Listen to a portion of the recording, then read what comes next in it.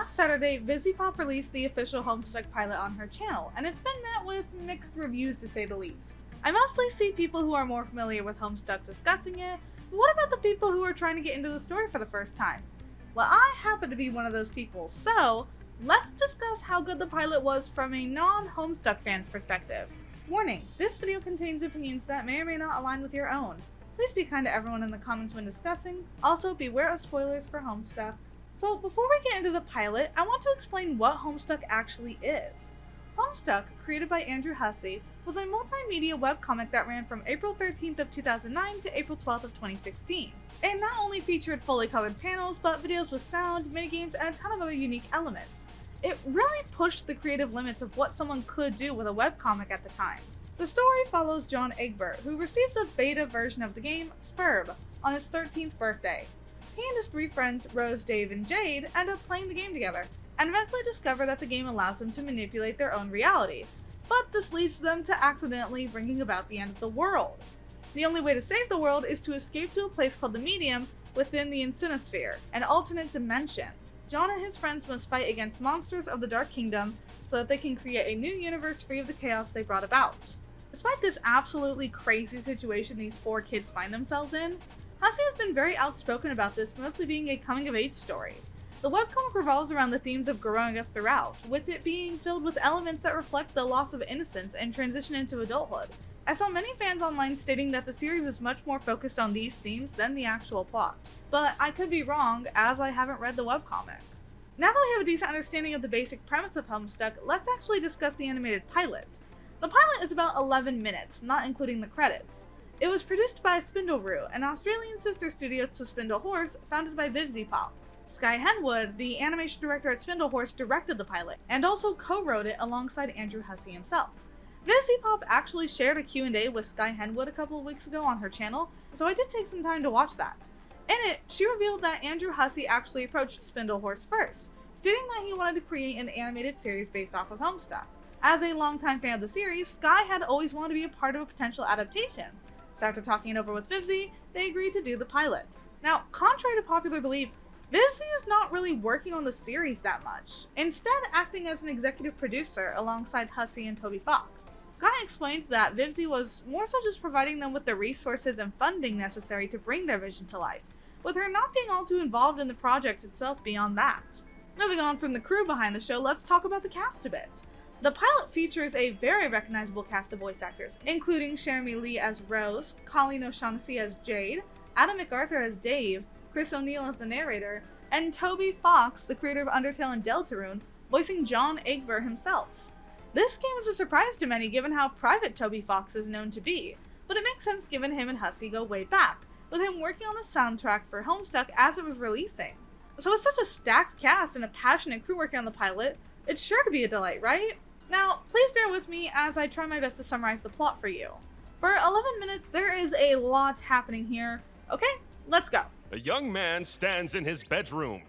It just so happens that today, the 13th of April, 2009, is this young man's birthday. John Egbert is introduced to us as a classic teenager who enjoys gaming, programming, researching the paranormal, and aspires to be a magician. He's checking out his loot from his dad for his birthday when his friend Dave calls to wish him a happy birthday. John ends up receiving a Little Monsters movie poster, and he immediately rushes to hang it up. While rummaging through his trunk of goodies in search of tools to hang it with, we're introduced to the Sylladex. This Sylladex uses a stack modus, so be careful not to stack too much, or you risk losing the item at the bottom of your captcha log deck.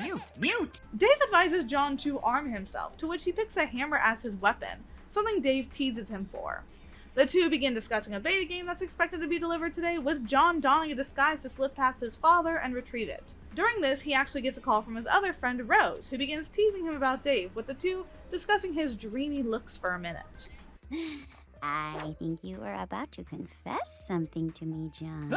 John continues making his way to the mailbox, only to be interrupted by another call from his friend Jade, but she's sorely neglected as he realizes the mailbox is empty. John discovers that his father has had the package the entire time, but before he can confront him, he's once again interrupted by Dave. Look into the sky, numbnut! He notices a meteor in the sky but shrugs it off, instead heading back inside to confront his father for the beta game. The two engage in battle, with his dad overwhelming him with an ungodly amount of birthday cakes. Following this crushing defeat, while his father is busy cleaning up from their battle, John finally snacks the game, slips back into his room, and settles down at his computer to play the game with his friends. We then watch as we see several varying shots showing off different characters and environments and foreshadowing to adventures our team will likely go on following the apocalypse that will soon ensue. And that's the pilot.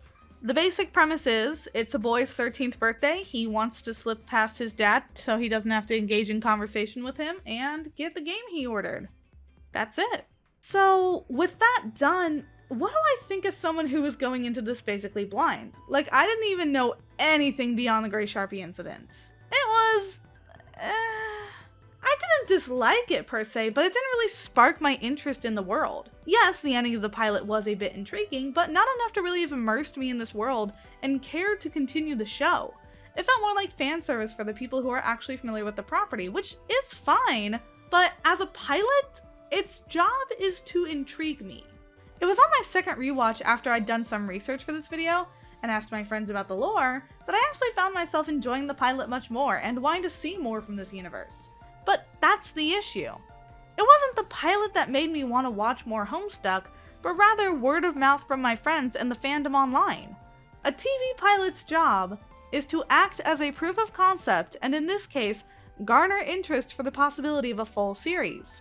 The biggest takeaway I've seen from people like myself who are trying to get into Homestuck for the first time was that they were lost and confused the whole time. And I can see why. It is incredibly fast-paced, barely allowing you a moment to process what's happening, despite such a simple premise. And I'll admit, that was a turnoff for me. When watching it for the first time, I found myself getting more and more confused the further along I got, wondering why anything was happening. So much so that getting through the pilot felt like a slog, and it's only 11 minutes! Now, you could try to say like, oh, this was intended for Homestuck fans though. But you're wrong.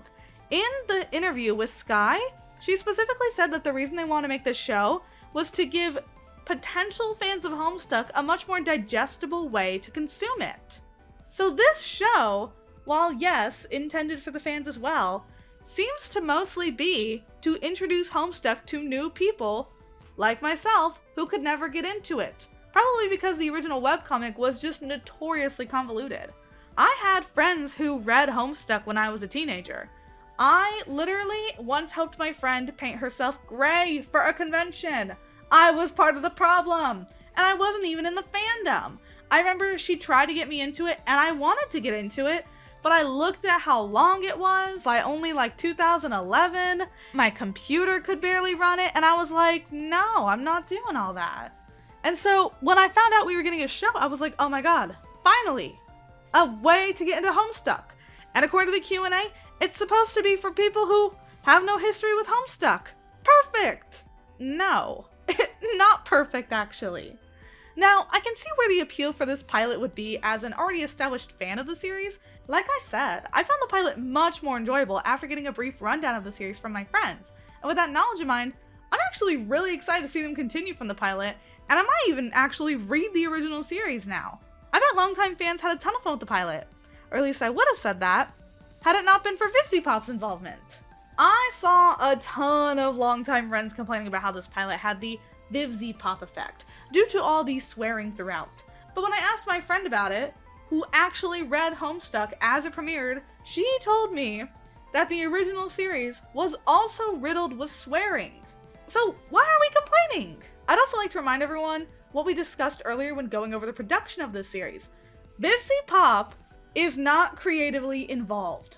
Like, at all.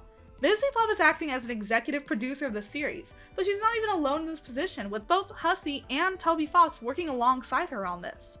Vivziepop is basically providing the team with the resources they need to create this project, and nothing else, as confirmed by the director herself in the Q&A. I found it very frustrating to see everyone blaming this pilot not being the best on Vivziepop, especially because the Homestuck fandom was notoriously bad, especially back when it was actively releasing. I may not have known much about the plot of the series, but I was well aware of their impact on fandom culture, so to see that fandom of all fandoms attack Vivziepop just felt ironic to me.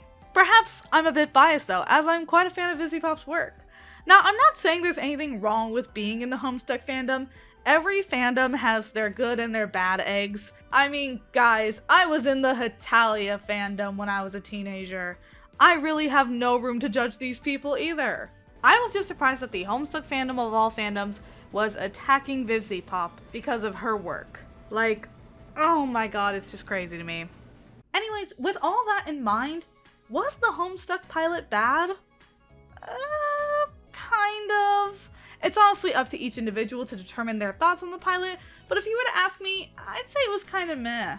It did not serve its intended purpose with me of sparking more interest in the series, but rather it took my friends info dumping on me and then me proceeding to scour Tumblr for the lore for me to actually become somewhat invested in the story. So in a way, yeah, it's kind of a bad pilot, at least in my opinion. Now that's not to say that you can't enjoy it, and if you did, I'm glad. I actually really enjoyed the voice acting, the humor, the visuals. Oh my god, I loved the visuals. So I can see why fans of the series would have enjoyed it much more than I did. I just don't think it succeeded at making me interested like it was supposed to do. Anyway, I hope y'all enjoyed this video. I'd love to hear your thoughts and if you agreed or disagreed with anything I said, so please feel free to leave a comment. Anyways, thank you all for watching. I hope you all have a wonderful day or night, and if you're watching this just before bed, sleep tight. Bye!